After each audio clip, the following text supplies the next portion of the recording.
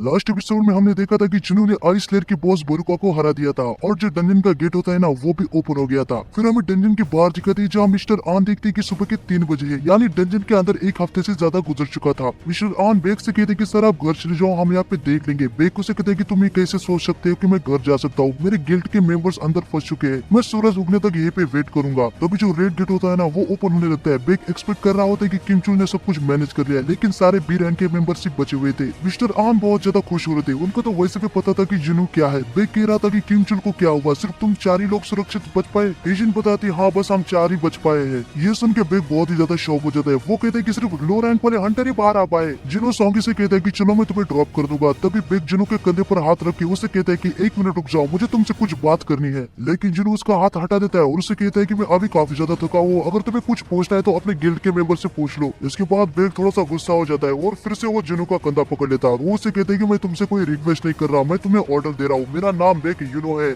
और मैं white tiger guild का मास्टर हूँ। हमने अभी हमारे 9 मेंबर्स खोए। गिल्ड मास्टर होने के नाते मुझे तुमसे कुछ सवाल करने हैं। लेकिन जुनू भी उसके आंखों में आंखें डाल के उसे कहता है तो क्या, कम से कम मैंने आपके 4 हंटर्स को बचाया। गिल्ड मास्टर होने के नाते आपको तो मुझको थैंक्स कहना चाहिए। बेग जुनू से कहता है कि सॉरी, मुझे तुम पे फ्रस्ट्रेशन नहीं निकालनी चाहिए थी, तुम सही हो। और जुनू वहाँ से चला जाता है। बेग पार्क एजेंट से पूछता है कि इस बंदे का क्या सीन है, इतने खराब मूड में क्यों है। पार्क एजेंट बताते है कि मैं भी नहीं जानती, जब से मैं उससे मिली हूँ वो ऐसा ही है। उसने डंजन के बॉस को हराया और उसके सामने 3 बार कुछ तो चिल्लाया। तभी मिस्टर आन कहते कि सर वो थोड़ा सा थक गया है, वो पूरा इंसान नहीं है। वे कहते हैं कि ये प्रॉब्लम नहीं है, तुमने अभी तक उसको रिक्रूट क्यों नहीं किया। मिस्टर आन कहते कि सर मुझे माफ कीजिए। वे एक मन में सोच रहा था उसके अंदर मेरे सामने बोलने का दम है, उसको तो मैं अपने गिल में शामिल करने के लिए कुछ भी कर सकता हूँ। वो आन से कहते कि जल्दी से उसे रिक्रूट करो। आन कहते कि सर मैं पूरी कोशिश करूंगा। वे कहते कि इतना काफी नहीं है, तुम्हें जितना चाहिए उतना सपोर्ट दूंगा, किसी भी हालत में उसे हमारे गिल्ड में ज्वाइन करवाओ। मिस्टर आन कहते कि सर मैं समझ गया। आगे हमें पता चलता है कि जिन बारुको की शाडो को नहीं ले पाया था, लेकिन उसको उसका ड्रैगर मिल गया था। जिन वो सॉन्गी को उसके अपार्टमेंट में ड्रॉप कर देता है। वो उसे टैंको करके वहाँ से दौड़ते हुए चली जाती है। आगे जुनू कहने लगता है कि मुझे अब यूजिन के साथ रेल्स पे जाना चाहिए। फिर हमें सुबह दिखाते हैं जहाँ यूजिन वो टैक्सी से भारी भरकम आर्मर पहन के जिनू के पास आ जाता है। जिनू कहते कि मैं तुम्हें पिकअप कर लेता।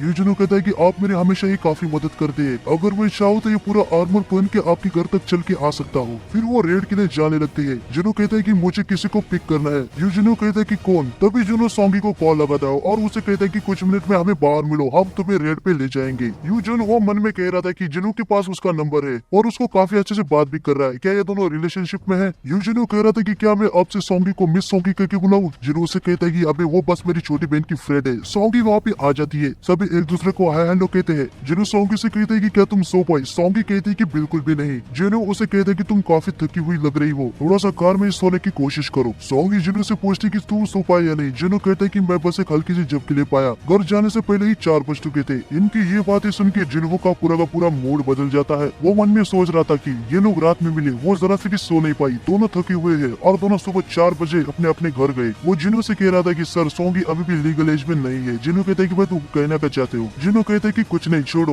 वो मन में कहता है कि ये कोई मामूली बंदा नहीं है, मुझे इसे अपने स्टैंडर्ड से जज नहीं करना चाहिए। और फाइनली ये सब गेट की तरफ निकल जाते हैं। आगे हम देखते हैं कि डंजन में जिनू के शैडो सारा का सारा काम कर रहे होते हैं। यू जिनू इसे देख के काफी ज्यादा ही शॉक हो जाता है। वो जिनू से पूछते हैं कि सर ये कौन है। जिनू को भी याद आता है कि ये इन्हें पहली बार देख रहा है। वो उसे कहता है कि मैंने अपनी एक स्किल का यूज किया है। जिनू से कहता है कि आपके पास कोई ऐसी स्किल है जिससे आप शैडोज को समन कर सकते हो। जिनू से कहता है कि ये बहुत बड़ी स्टोरी है, ये सारे मेरे लिए काम करते हैं। आगे हमें पता चलता है कि जिनू का यू जिनू के साथ अपना 19 रेड का कॉन्ट्रैक्ट जो होता है ना वो कंप्लीट हो जाता है। उसके बाद हमें यूएसए में ईस्ट कोस्ट के पास एक ए रैंक के गेट के अंदर दिखाती है, जहाँ ए रैंक का आल्टर जेम्स कहता है कि एक आदमी ने पूरी की पूरी स्ट्राइक स्क्वाड को खत्म कर दिया। ये इम्पॉसिबल है, क्या ये कोई ह्यूमन बीस्ट है। हमें डंजन के अंदर एक भी मैजिक बीस्ट नहीं दिखा था। मुझे लग ही रहा था कि यहाँ पे कुछ ना कुछ तो गड़बड़ है। हमें नहीं लगा था कि बॉस के ठिकाने में हमारा इस जैसे मॉन्स्टर से पाला पड़ जाएगा। इस पूरे डंजन की माना से भी ज्यादा माना इससे एबेट हो रहा है। इससे पता चलता है कि ये कितना स्ट्रॉन्ग है। तभी ह्यूमन जो होता है ना जेम्स से बात करने जा रहा होता है, पर जेम्स डर की चिल्लाता है कि मुझसे दूर रहो। वो ह्यूमन कहता है कि यार तुम मेरे कान में दर्द कर रहे हो, चिंता मत करो, मैंने तुम्हारे दोस्तों को बस थोड़े वक्त के लिए बेहोश किया है, वो मरे नहीं है। मैं ऐसा भी नहीं करता अगर तुम्हारी स्क्वाड अचानक से मुझ पे हमला नहीं करती। मैं तुमसे कह रहा हूँ ना कि मैं कोई मैजिक बीस्ट नहीं हूँ, मैं ह्यूमन ही हूँ। मुझे नहीं लग रहा कि तुम्हें कुछ समझ आ रहा है। मैं तुम्हें कैसे एक्सप्लेन करूँ, मैं कोरियन हूँ, मैं बस अपने घर जाना चाहता हूँ। फिर हमें जिनू और यू जिनू को दिखाते हैं जो कि अपना रेड का कॉन्ट्रैक्ट कंप्लीट करने की पार्टी कर रहे होते हैं। फिर इनके बीच थोड़ी बहुत बातें होती है जो कि ज्यादा कुछ खास इंपॉर्टेंट नहीं है। जिनू को कासल 2 में जाना होता है। वो यू जिनू से कहता है कि वो थोड़े वक्त के लिए उसे नहीं मिल सकता। तभी टीवी में कल रात की घटना की न्यूज चल रही होती है। रिपोर्टर बेग से पूछ रहे थे कि हमें सुना कि ट्रेनिंग के वक्त बड़ा इंसिडेंट हुआ, क्या ये सच है कि सारे हाई रैंक के हंटर मर गए और जो लो रैंक के हंटर है वही बच गए? कहा जा रहा है कि उन्हें किसी और ने ही रेस्क्यू किया।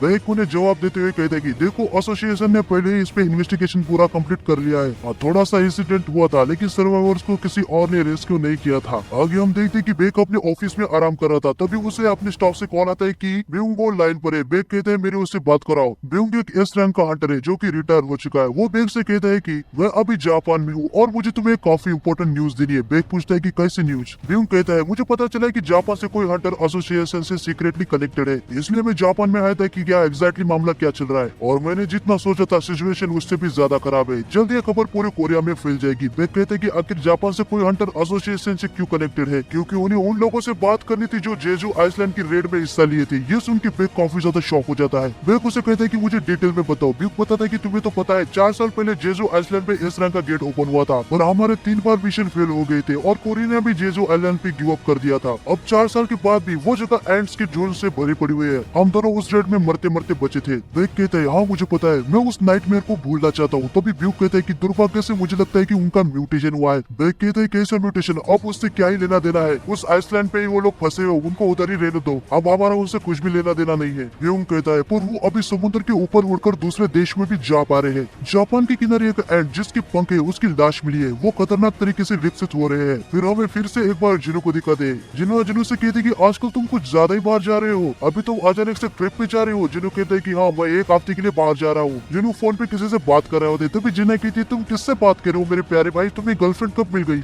जिनो कहते हैं कि मैं बस अपनी फ्रेंड से बात कर रहा हूँ। वो मन में कह रहा था कि सब लोग ऐसे क्यों समझते हैं। आगे जिनो के सामने गेट आ जाता है। जिनो उसे कासल की से ओपन करता है और जैसे वो गेट को ओपन करता है उसे एक क्वेस्ट मिलता है। आगे वो गेट के अंदर जा रहा होता है जहाँ उसे कोई भी मॉन्स्टर वगैरह कुछ भी नहीं दिख रहा होता। तभी जिनो देखते है कि उसके सामने एक और दरवाजा है। आगे जाने से पहले जिनो अपने क्वेस्ट को देखता है। उसे इस डेमन कासल में 10,000 डेमन सोल्स को कलेक्ट करना था। क्वेस्ट कंप्लीट करने पर उसे 3 रिवार्ड मिल रहे होते हैं, जिनमें से एक वो शॉप में से कोई भी एक आइटम को ले सकता है, दूसरा उसके बोनस स्टैट 20 से बढ़ जाएगी और तीसरा रिवॉर्ड अभी नहीं दिखाया गया, वो क्वेस्ट कंप्लीट होने के बाद उसे मिल जाएगा। जिनो को रिवॉर्ड्स काफी ज्यादा अच्छे लगते हैं। वो सोच रहा था कि शॉप में 10 बिलियन गोल्ड से भी ज्यादा महंगे के आइटम्स है, अगर वो क्वेस्ट को कंप्लीट करेगा तो उनमें से कोई एक वो ले सकता है। आगे वो दूसरे दरवाजे को भी खोल देता है। वो सोच रहा था कि ये रिवॉर्ड्स इतने अच्छे, इसका मतलब क्वेस्ट भी काफी ज्यादा मुश्किल होने वाला है। जैसे वो थोड़ा सा आगे जाते ही वो देखते हैं कि सामने एक शहर जो पूरा का पूरा डिस्ट्रक्शन में है और चारों तरफ से आग लगी पड़ी है। उसे लग रहा था कि ये कोरिया की रेप्लिका है। जिनो के सामने काफी सारे डीमंस आ जाते हैं। जिनो सोच रहा था कि मुझे 10,000 डीमंस की सोल्स चाहिए, इसका मतलब है कि यहाँ पे 10,000 डीमंस है। तभी सिस्टम उसे मैच देता है कि हर डीमन जिसे जिनो मारेगा उससे उसको 1 सोल मिलेगी, लेकिन यहाँ पे ज्यादा सोल वाले भी डीमंस है पर वो ऊपर वाले लेवल पे है। आगे जिनो कह रहा था कि मैंने लोगों से कहा कि मैं एक ट्रिप पे जा रहा हूँ, लेकिन मुझे नहीं लगता कि मैं इस क्वेस्ट को 1 हफ्ते में खत्म कर पाऊंगा, और जिनो डीमंस को मारना चालू कर देता है। जिनो कहता है कि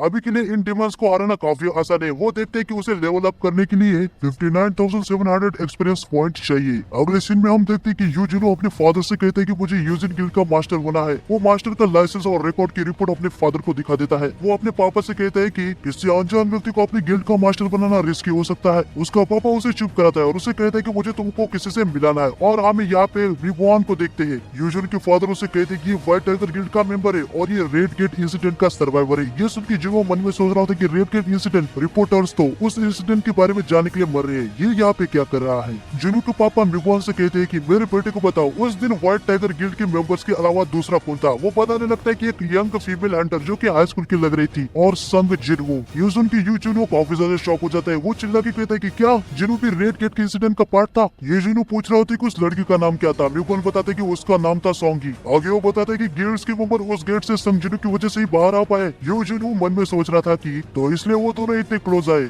मिगवान कह रहा होता है कि व्हाइट टाइगर गिल्ड ने हमें कहा था कि ये बात किसी को भी ना बताई जाए कि जिनो उस दिन हमारे साथ डंजन में था। यूजिनो के पापा उसे कहते कि मिस्टर को आपने हमें काफी कुछ बता दिया। फिर यूजिनो के पापा उसे कहते कि जिनो तुम्हें तो पता है मैं स्किल्ड हंटर को ढूंढ रहा हूँ, और जब मुझे सुनने में आया कि किसी रेड गेट से हंटर को बाहर निकाला तो जरा मैंने इसके अंदर खोज की और मुझे नहीं लगा था कि तुम्हारे स्ट्राइक स्क्वाड का मेंबर इसमें शामिल होगा। तुमने गलत दिन चुना ये सब बातें करने के लिए। ऐसा लगता है कि संग जिनो ने तुमको तुम्हारे गिल्ड के मास्टर लाइसेंस के लिए काफी मदद की है। जिनो से कहता है कि हाँ मैं इस बात को एग्री करता हूँ। वो मन में सोच रहा होता है कि अभी फादर मुझे चूज नहीं करेंगे। यूजिनो के पापा उसे कहते कि तुम और कुछ कहना चाहते हो। यूजिनो कहता है कि प्लीज मुझे गिल्ड का मास्टर बना दीजिए। यूजिनो के पापा कहते ठीक है। ये सुन के यूजिनो काफी ज्यादा ही शॉक हो जाता है, लेकिन उसके पापा आगे कहते तुम्हें संग जिनो को हमारे गिल्ड में ज्वाइन करवाना होगा। जिनो मन में कहता है मैंने इसके लिए काफी ज्यादा मेहनत की है। वो अपने पापा से कहता है कि मैं पूरी कोशिश करूंगा। आगे हमें जिनो को दिखा दे जिसने अपने 309 सोल कलेक्ट कर ली थी। तो आज के वीडियो में बस इतना ही, मिलते हैं नेक्स्ट वीडियो में।